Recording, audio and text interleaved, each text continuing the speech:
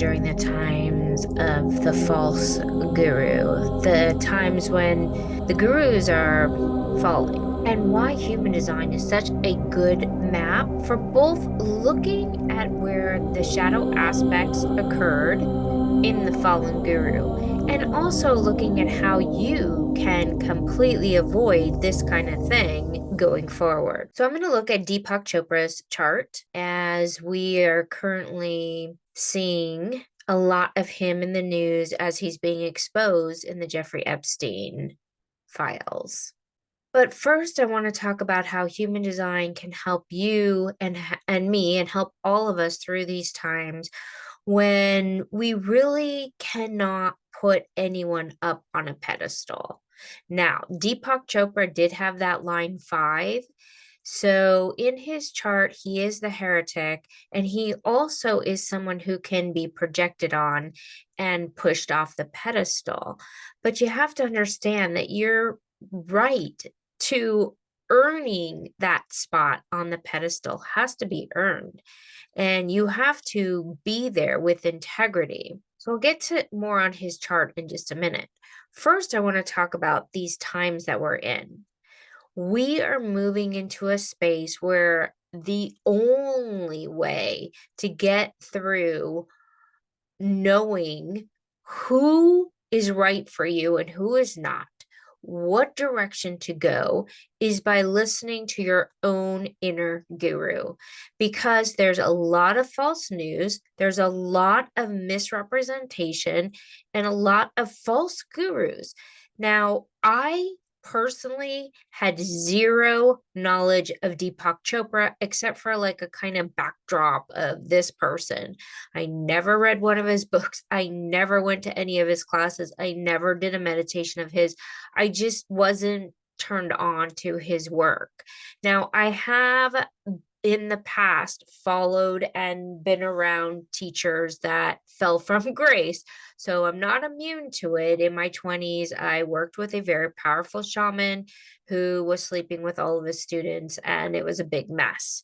He's very famous, and it's not my job to out him, but let's just say for some reason he's been protected. But the good news is that the light is exposing people now like crazy. People are not going to be able to get away with behavior that is criminal, especially while standing on a platform of spiritual teaching. When you use your human design chart, you do not use logic. So you don't see things with the eye of, oh, this looks interesting, or a lot of people are following this, or it's a best-selling book, I should do this. None of that works in your human design chart because there's a deep, deep vehicle intelligence that each one of us has access to. And it's relearning that the mind is a false instrument for making decisions. It's good for reading and for knowledge, but not for making decisions. And that's why a lot of people feel betrayed right now, because the mask and the fame were a way to block what was really going on. I've been stating this. If you watch any of my videos about the times that we're in, I've been saying this for a long time.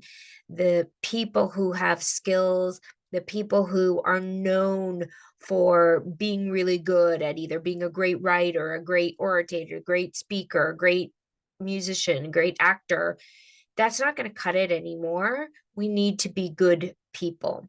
And the only way that someone is going to rise up in the future is their personal development, how much inner work they've done, how authentic they are, and how deeply you can resonate with the authenticity through your own inner authority. You get the or you get the long over time, like this is not correct for me. And so you can really guide yourself through the false gurus. And the truth is that we're also moving into a time where we are our own guru. We do not need anyone out there to give our authority over. So that is completely going away. We're each reclaiming our own authority, our own sovereignty. And yes, sometimes someone might have knowledge about a particular something that you need to learn. You might have a teacher here or a teacher there, but you don't put that teacher on a pedestal and you bow down to them. That is over. We are all equal. We all have equal connection to the divine force, and we're all reclaiming our own guru within. Those are the times that we're stepping into. It's all in your human design chart and the wheel shift. If you want more information on that, I have a lot of videos about the 2027 wheel shift. I'll put some in the description below if you haven't seen that yet. Right now, what I'm going to do is I'm going to analyze the Deepak Chopra chart. All right, so here we have Deepak Chopra's chart. And you'll notice that he is a 3-5 and he's a sacral generator. He also has a completely open solar plexus. So a couple of things strike me right out the gate.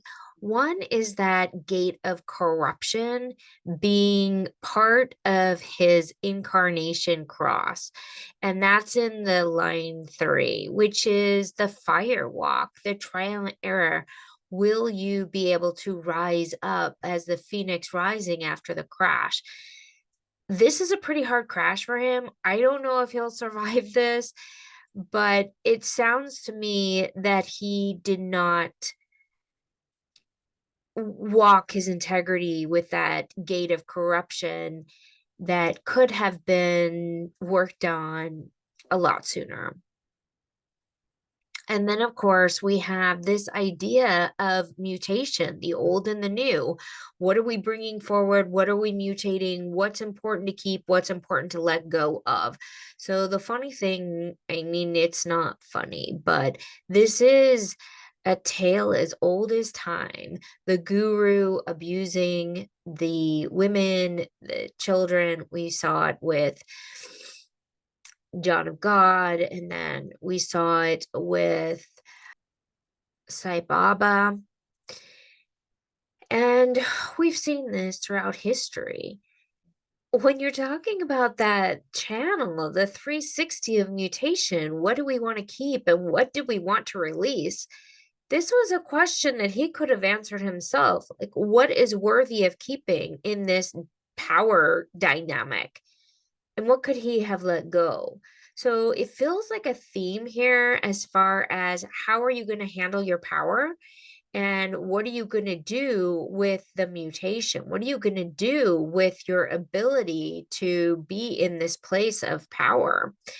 And he does have a lot of natural psychic and clairvoyant gifts through that channel of clairvoyancy, the 6447, and also that gate 57 going to the 34. This is a very intensely powered psychic ability. So he definitely had gifts, but did he use those gifts with integrity? Clearly not. A lot of people are heartbroken right now finding out about Deepak Chopra. And I think that it's okay to feel sad and to feel betrayed. But also ask yourself if there was something in his work that didn't resonate with you. Maybe you did get the ick factor. Maybe there were certain things that you didn't really resonate with, because sometimes there are energies and feelings there from the beginning. Now, it's not to say that he didn't have gifts. So that's the other thing, is that he did have natural ability and natural gifts. He also has the storyteller that is part of his incarnation cross. So part of his life purpose would have been to really be able to see what's going on and be able to speak the truth. So had he been able to transcend, the invitations from Jeffrey Epstein or whatever, if he was able to call it out and heal it and speak in integrity and do the mutation, which is be a different type of male leader with power, I think he could have really created something obviously very magical, because he was so close to the corruption that he could have transcended it. He could have lived out the highest expression of his incarnation cross, speaking the truth of the corruption and creating a new way to deal with power, releasing these old structures of the masculine dominance and abuse, and instead he chose to live the shadow side. He also has that gate 45, which is the king, the gate of the king. And again, asking the question, what kind of leader will you be? What kind of leader will you guide? He is an inspirational force, defined head in Aja, here to lead, here to be an inspiration. So it's very sad that he couldn't find the place within to see and be a different type of leader. Instead, he fell into the old ways, unable to really mutate and become something new and be a king of integrity that's the greatest good and the highest good for all of the people listening to him and protecting all of the people that he was here to protect. However, if you notice, the gate 45 is unconscious and it is off of an undefined throat, and he also has an undefined ego. So that is absorbing the energies of the people around him. So he was influenced by these negative forces, and the undefined ego is actually insecure. So no matter how much power and wealth he had, he was insecure of his own masculinity, that he had to, in some way, abuse women or become a predator. And it also is highly influenced by the toxicity of certain people. So being around Jeffrey Epstein would have been an absorption point of masculine toxicity, and he was unable to have the power and the strength to see through it, rise above it, or stand against it. I think that open solar plexus is also very, very challenging to deal with because you're constantly absorbing and amplifying the emotional madness on the planet. So that could cause a lot of shadow material around the emotional complexities that we face and he faced being a leader with a lot of power. So it's unfortunate also that he has that gate 18, the gate of correction. That is something that the gate 18, the gate of correction, is also in the line 6 as the role model.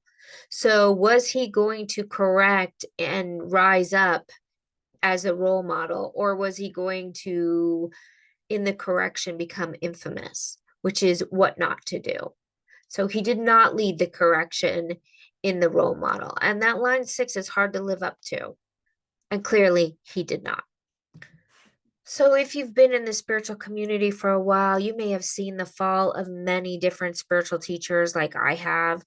And it's always a little bit of a heartbreak, especially if you're committed to your own spiritual development and your own spiritual path, because we want people to be authentic and live in integrity, especially if that's what you're committed to.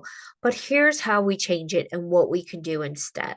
When you're able to see everything as a reflection of the inner, how we hold ourselves, how we stand in our own power, where and how we may betray ourselves, where we may be abusive to our own bodies. It's always an inner reflection. How are we holding our masculine and our feminine within?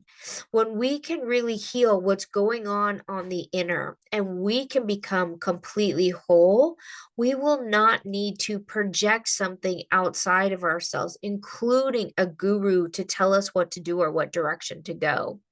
We can stand in our own sovereignty. And as we begin to heal our own relationship with ourselves, our own divine masculine, feminine, our own inner development where we abuse ourselves, it's always a reflection. And I know that sounds completely crazy, and that's not to dismiss bad men with bad behavior. It's about seeing it clearly.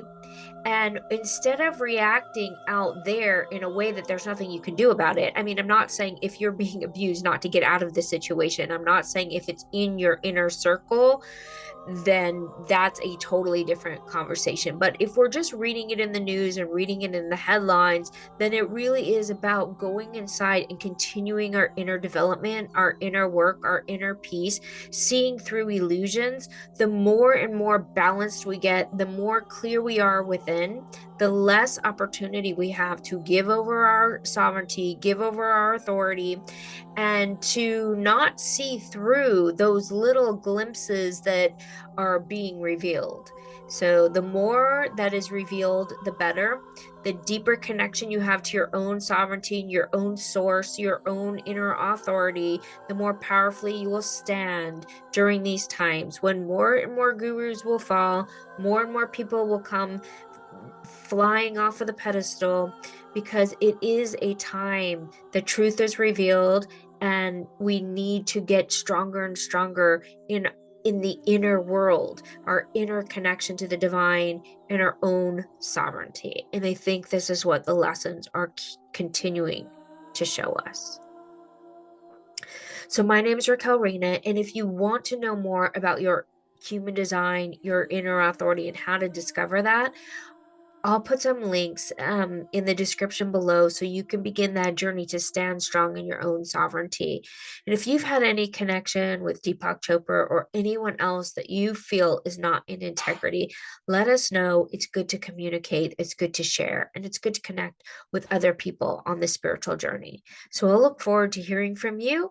And if you are new here, I would love and recommend that you subscribe. I do a lot of videos on spiritual development, human design, and looking at people's charts and what's been going on as far as the times that we're in. There's a really important wheel shift happening right now, as explained by human design, and I detail it and I go through it with all of my clients and all of the people in my inner circle. So we're prepared and we're ready for these changes.